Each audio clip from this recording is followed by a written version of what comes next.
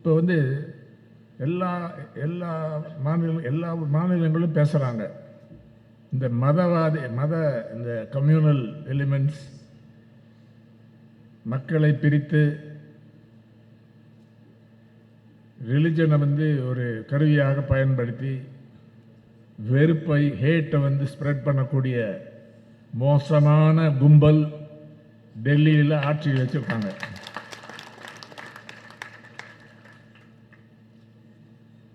அவங்களுக்கு ஒரு பெரிய தோல்வி கூட ஏற்பட்டது. திருப்பியும் கவர்மெண்ட்டுக்கு வந்திருக்கலாம், பிரதமர் மோடி பதவி ஏற்றுக்கொண்டிருக்கலாம் 3வது தடவை. ஆனால் மெஜாரிட்டி கிடையாது. அந்த போக்கை தான் நம்ம என்கரேஜ் பண்ணணும். இந்த மதசார்பின்மை, ஜனநாயகம், மாநிலங்களின் உரிமை, பேச்சு சுதந்திரம், எழுத்து சுதந்திரத்தை சப்போர்ட் பண்ணக்கூடிய மாபெரும் சக்தியாக தமிழ்நாடு அரசாங்கம், ஆளும் கட்சி, கோலிஷன் கட்சிகள், அந்த கூட்டணியுடைய சேர்ந்த எல்லா கட்சிகளும் இன்னைக்கு சிறந்த வகையில் செயல்படுத்தியிருக்காங்க. இந்தியா டுடே நடத்தக்கூடிய ஸ்டேட் ஆஃப் தி ஸ்டேட்ஸ் என்று அந்த வருஷம் ரேங்க் பண்ணுவாங்க. யார் முதலிடம் பெற்றிருக்காங்க, எந்தெந்த துறைகளில், எஜுகேஷனில், இண்டஸ்ட்ரியலைசேஷன், ஹெல்த், இந்த பல இதில், ஹையர் எஜுகேஷன், இதெல்லாம் ஒட்டு மொத்தமாக பார்த்தா வருஷம் தமிழ்நாடு தான் நம்பர் 1 பொசிஷனை இருக்கு. இது எல்லாருக்கும் தெரியும் இதை பற்றி. ஆனால் இதை திருப்பி சொல்ல வேண்டும். இது வெறும் ஒரு புள்ளி விவரம் இல்லை, அதுக்கு நல்ல ஆதாரங்கள் இருக்குது, சாட்சிகள் இருக்குது. இப்போ கூட ஒன்றிய அரசாங்கம் கொண்டு வரக்கூடிய அறிக்கைகள்லேயே, ரிப்போர்ட்ஸில், சர்வேஸில் கூட அதை அவங்க எவ்வளோ பிடிக்காத இருந்தாலும் அதை ரெக்கார்ட் பண்ணுறாங்க. அதனால் இன்றைக்கு growth ரேட் 9% மேலே, இந்தியா ஆவரேஜை விட பல மடங்கு அதிகமான வளர்ச்சி growth ரேட். மேனுஃபேக்சரிங் செக்டரில் வேலை செய்யக்கூடிய பெண்களில் 40% மேலே ஒரே மாநிலத்தில் இருக்குது. யாரும் இது கேள்விப்பட்டதே இல்லை இதனால்.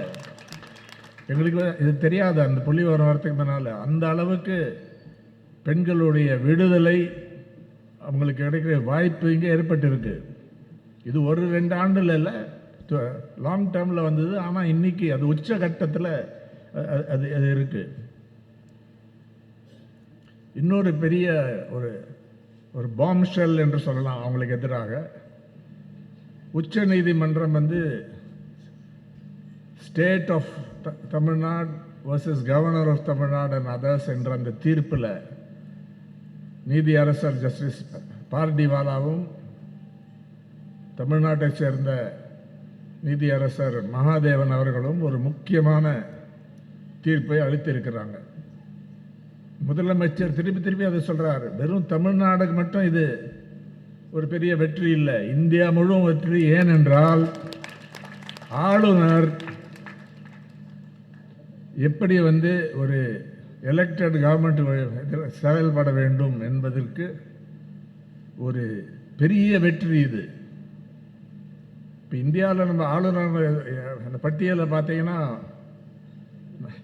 அதாவது சுதந்திரத்திற்காக கான்ஸ்டியூஷன் வந்ததுலேருந்து பார்த்தா, என்ன கேட்டால் 3 ஆளுநர்களில் மோசமான ஆளுநர் நம்ம ஆர்.என். ரவி முதலிடமோ 2வது இடமோ 3வது இடமோ கட்டாயம் டாப் 3ல் இருப்பார் என்று தெரியுது. இது முன்னாலேயே சொல்லியிருக்கோம். அந்த நேற்று கூட அந்த வக்கீல்கள், சீனியர் அட்வொகேட்ஸை பாராட்டக்கூடிய விழா முதலமைச்சர் நடக்கும்போது நான் ஒரு விஷயம் சொன்னேன்.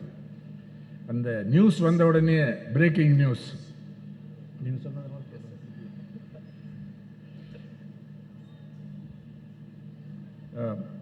நேற்று சொன்னது திருப்பி சொன்னார் நண்பருங்க.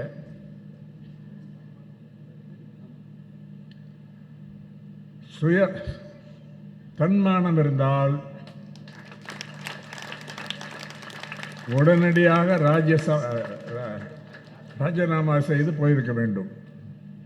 இன்னும் கூட சான்ஸ் இருக்கு.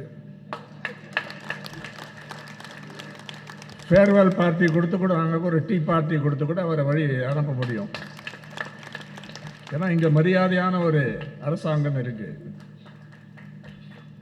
இந்த இதில் மோசமான அந்த முக்கியமான தீர்ப்பு வந்ததுக்கு பிறகு கூட என்ன பண்ணார், வைஸ் சான்சலர் கூட்டம் முதலியே நாங்கள் திட்டமிட்டோம்னு சொல்லி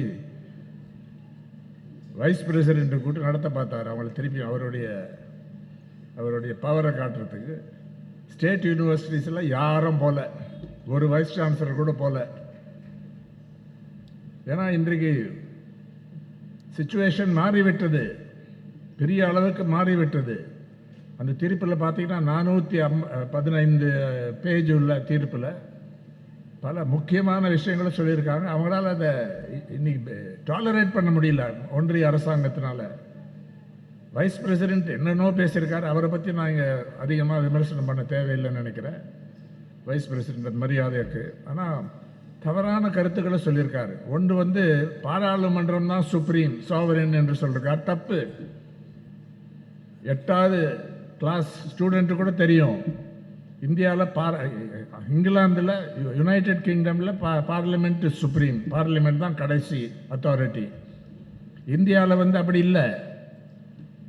ஒன்றிய அங்கே இருக்கக்கூடிய பாராளுமன்றம், லோக்சபா, ராஜ்யசபா, 2 இது of parliament under the constitution, அரசியல் சட்ட அமைப்புக்கு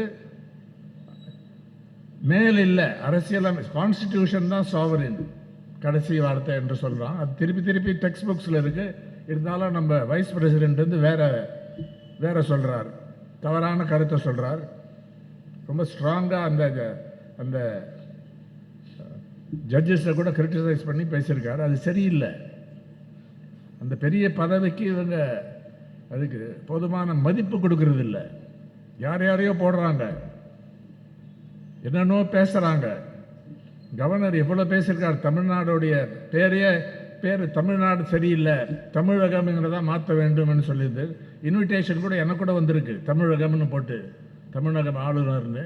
அப்புறம் அவங்க டெல்லியில் ஏதோ சொல்லியிருக்காங்க, போட்டு மாற்றிட்டாங்க. இதெல்லாம் சின்ன விஷயமா தெரியலாம். ஆனால் அவருடைய மனோபாவம் எங்கேருந்து வருது? இந்த மக்களால் தேர்ந்தெடுக்கப்பட்ட அரசாங்கத்தை கண்ட்ரோல் பண்ண வேண்டும், இந்த விஷயங்களில் ஒன்றிய அரசாங்கத்துக்கு எதிராக மோசமான அந்த எதேச்சிகார அந்த அத்தாரிட்டேரியன் கவர்மெண்ட், கம்யூனல் கவர்மெண்ட், அவங்களுக்கு எதிர்ப்பை தெரிவிக்காமல் எப்படியாவது கண்ட்ரோல் பண்ண வேண்டும் என்ற நோக்கத்தோடு வந்திருக்காரு. அசம்பிளி ஒரு மசோதா பாஸ் பண்ணால் என்ன செய்திருக்காரு, அது அந்த தீர்ப்பில் முக்கியமான அம்சம். அவருடைய அண்டர்ஸ்டாண்டிங் RN ரவியோட இது எனக்கு ஒரு 4 ஆப்ஷன்ஸ் இருக்கு, 4 பாதை இருக்கு. ஒன்று அந்த மசோதா எனக்கு வந்தால் உடனே ஒப்புதல் கொடுக்கலாம். 2வது வித்ஹோல்ட், மறுக்க முடியாது, வீட்டோ பண்ண முடியாது, வேஸ்ட் பேப்பர் பாக்ஸில் போட முடியாது, அதை திருப்பி அனுப்பணும் அவங்கக்கிட்ட. என்னுடைய என்னுடைய ஏதாவது வித்தியாசம், என்னுடைய கருத்தை சொல்லி அனுப்ப முடியும். ஆனால் திருப்பி அதை பாஸ் பண்ணி அனுப்பிச்சிட்டாங்கன்னா உடனடியாக ஒப்புதல் கொடுக்க வேண்டும். அதுதான் அந்த ஆர்டிக்கிளில் இருக்குது, 200 அரசியலமைப்பு சட்டத்தில். இவர் வேற மாதிரி புரிஞ்சு கொண்டு, அவர் பொய்யான விஷயத்தில் இதில் புரிஞ்சு கொண்டு, நான் அதை வீட்டை கூட பண்ணலாம், அதுக்கு அதை எதிர்ப்பு தெரிவித்து அதை அந்த பில் அந்த பில்லை கில் பண்ணலாம் என்ற ஒரு நோக்கத்துடன் செய்தார். அது மட்டும் அந்த முடிவை எடுக்கவே இல்லை. பல நேரம் அங்கேயே ஊறுகாய் போட்டு வச்சிருந்தார். அந்த மசோதா ஓல்டஸ்ட் மசோதா 2020. அது என்ன மசோதா? முதலமைச்சர் ஜெயலலிதா பேரில் ஒரு ஃபிஷரிஸ் இன்ஸ்டிடியூட் வரணும்னு சொல்லி அவங்க AIDMK இருக்கும்போது வந்த அந்த மசோதா. முதலமைச்சருடைய மனோபாவம் என்னது? எதிர்கட்சி அவங்க இருந்த போது அதை அப்படியே விட்டுலான்னு இல்லை, அந்த மசோதா அதையும் எடுத்து அதுக்கும் ஃபைட் பண்ணாங்க. இது அதிமுகவுடைய ஆதரவாளர்கள் இதை புரிஞ்சு கொள்ள வேண்டும். அதிமுக தலைவர்கள் இபிஎஸ்ஓ வேற யாரோ அது அந்த போராட்டத்தில் நடத்தலை. இப்போ இருக்கிற அரசாங்கம் தான் அந்த விஷயத்தை அந்த சிறந்த வழக்கறிஞர்களை அந்த டீமை ஃபார்ம் பண்ணி முகுல் ரோஹத்கி, மனு சிங்வி, திவேடி, நம்ம இங்கே இருக்கக்கூடிய சீனியர் அட்வொகேட் வில்சன் அவர்கள், அப்புறம் ஒரு டீம் யங்கர் ஜூனியர் அட்வொகேட்ஸும் இருந்தாங்க. ரொம்ப சிறந்த முறையில் ஆர்கியூ பண்ணாங்க. அந்த டைம் இருந்தால் எல்லாரும் அந்த இன்ட்ரெஸ்ட் இருக்கிறவங்கலாம் அதை படிக்கணும் ஃபுல்லாக. ஸோ இன்னொரு ஒரு அம்சம் நமக்கு நல்லா தெரியுது. 1902 1901 தியோடோர் ரூஸ்வெல்ட் என்ற அன்னைக்கு உபஜனாதிபதி அமெரிக்காவில் வைஸ் பிரசிடென்ட் சில வார்த்தைகளை சொன்னார். அது இன்னைக்கு நம்ம முதலமைச்சருக்கு பொருந்தும் என்று நான் திருப்பி திருப்பி சொல்லியிருக்கேன். அந்த தீர்ப்பு வந்த உடனே எனக்கு அந்த ஐடியா வந்தது. Speak softly and carry a big stick. மெதுவாக பேசு, ஆனால் ஒரு பெரிய கோலை சுமத்தி செல். நேற்று அந்த கோலை அங்கே பார்த்தோம், செங்கோல். மத சார்பினருக்கு ஏதாவது செக்குலர் செங்கோல் என்று சொல்லலாம். அந்த வழக்கறிஞர்களுக்கெல்லாம் கொடுத்தாங்க, சீனியர் வழக்கறிஞர். ஒருத்தர் சொன்னார், மனு சிங்வி, அது சிஎம்முக்கு தானே கொடுத்துருக்கணும், அதுதான் அந்த பெரிய ஸ்டிக் என்று அவரே சொன்னார் நேற்று அந்த இதில். அதனால் இந்த தீர்ப்பு ஒரு தைரியமாக எடுத்துக்கொண்டு அதே நேரத்தில் ஸ்பீக் சாஃப்ட்லி அந்த ஸ்டைலில் கொண்டு போனால் அது ஒரு பெரிய வெற்றி. இதை தவிர இப்போ இந்தியாவில் இருக்கக்கூடிய பிஜேபியை சேராத கட்சிகள், எதிர்கட்சிகள் அவங்க பவரில் இருக்கக்கூடிய மாநிலங்களில் பல முதலமைச்சர் இருக்காங்க, பல சிறந்த அரசியல் தலைவர்கள் இருக்காங்க. கேரளாவில் பார்த்தீங்கன்னா தெரியுது, வேறு தெலுங்கானாவில் அப்படி தான், கர்நாடகாவில் அப்படி தான், பஞ்சாபில் அப்படி தான், மேற்கு வங்கத்தில் அப்படி தான் எதிர்கட்சி தான் ஆட்சியில் இருக்குது. ஆனால் இன்னைக்கு எல்லாரோடையும் இப்போ என்ன பேசுகிறாங்க எங்கே போனாலும், மாண்புமிகு முதலமைச்சர் மு.க. ஸ்டாலின் அவர்கள் தான் இந்த விஷயங்களை தெளிவாக எடுத்துட்டு போறார். அந்த டீலிமிட்டேஷன் இஷ்யூ பார்த்தீங்க, டீலிமிட்டேஷன் என்ன தமிழ்ல,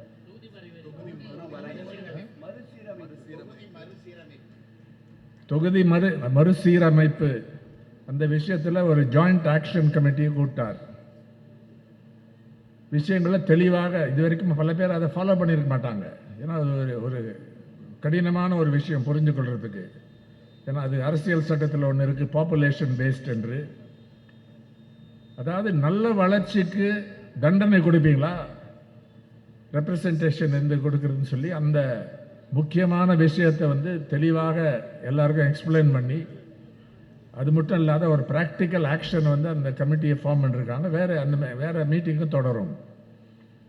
சென்ட்ரல் ஸ்டேட் ரிலேஷன்ஸ் விஷயத்தில் நல்லா எடுத்துகிட்டு போயிருக்காரு. மாநில சுயாட்சி, ஒன்றிய இதில் கூட்டாட்சி, கலைஞர் கொடுத்த கோஷம் அது. 2007 அதில் நான் எடிட்டராக இருக்கும்போது கலைஞர் ஒரு சிறந்த கட்டுரையை எழுதினார், ஆங்கிலத்தில் வந்தது. அந்த தலைப்பில் தான் autonomy for the states, federalism at the centre என்ற அந்த தலைப்பில் சிறந்த அந்த ஐடியாவை கொடுத்துருக்காங்க. இன்றைக்கி திருப்பியும் அந்த விஷயம் முன்னால் வந்திருக்கு. இங்கே திராவிட மாடல் அரசாங்கத்துடைய லீடர்ஷிப்பில் இந்த விஷயம் வந்திருக்கு. இப்போ ஒரு ஏஐ, ஆர்டிஃபிஷியல் இன்டெலிஜென்ஸ் டூலை பற்றி நான் இப்போ உட்காரும்போது கேட்டேன், ஒரு கேள்வி கேட்டேன், டைப் பண்ணேன். டிஎம்கே கவர்மெண்ட்டுடைய முக்கியமான இனிஷியேட்டிவ்ஸ் என்ன சாதனைகள் செய்திருக்காங்க இந்த 4 வருஷத்தில் அப்படின்னு போகும்போது அதோட பதில் உடனே கரெக்டாக கொடுத்தது. கலைஞர் மகளிர் உரிமை திட்டம் தொகை, breakfast scheme for school children,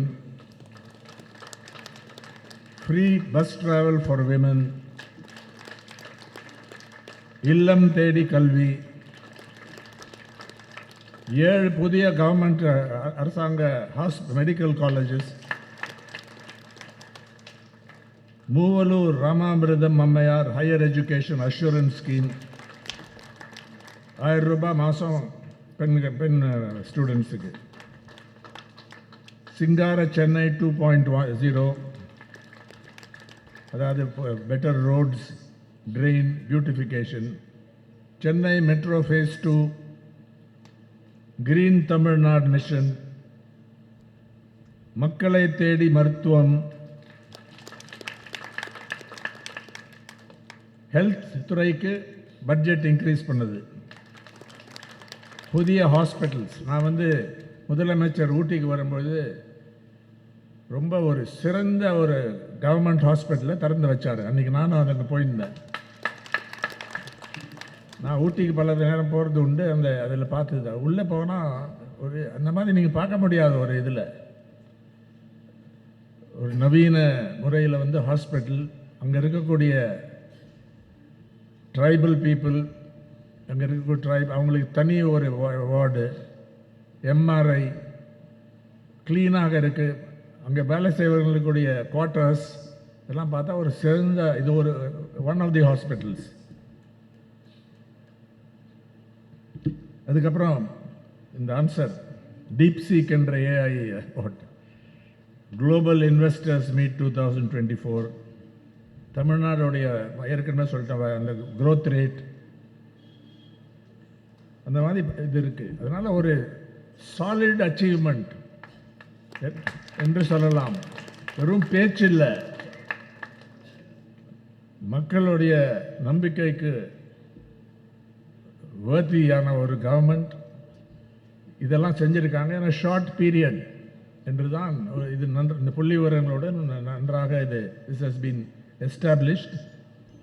அதனால் நானும்